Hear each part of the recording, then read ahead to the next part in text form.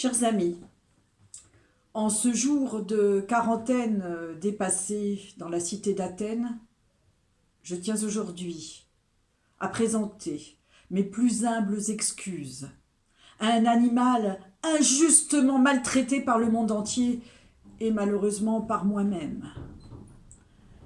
Je l'ai injustement comparé il y a quelques jours dans une vidéo, histoire de faire un bon mot, à un artichaut. Or, le pangolin, car c'est de lui dont il s'agit, le pangolin ne ressemble en rien à un artichaut. Le pangolin est un animal qui vit dans les contrées lointaines d'Afrique et d'Asie, et il se nourrit exclusivement de fourmis et de termites. Il mesure 1 mètre, son corps est couvert d'écailles, très belles.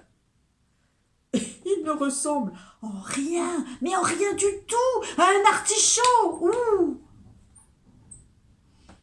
Sa queue s'arrête juste bien comme il faut et c'est formidable.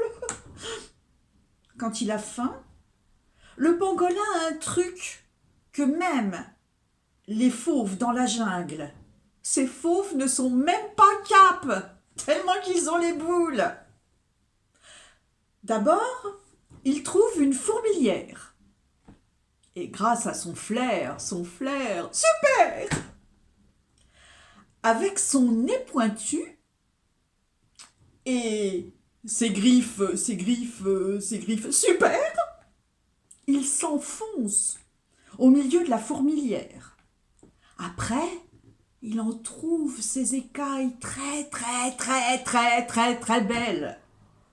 Et qui sont, il faut bien le reconnaître, de la taille d'une toute petite feuille d'artichaut, mais très belle. À ce moment-là, le pangolin réfléchit très fort avec sa concentration. Vous avez tous reconnu le pangolin qui réfléchit. Et une petite goutte très sucrée comme du miel se met à suinter sous chacune de ses écailles. Et alors, toutes les fourmis, des milliers de fourmis se jettent dessus.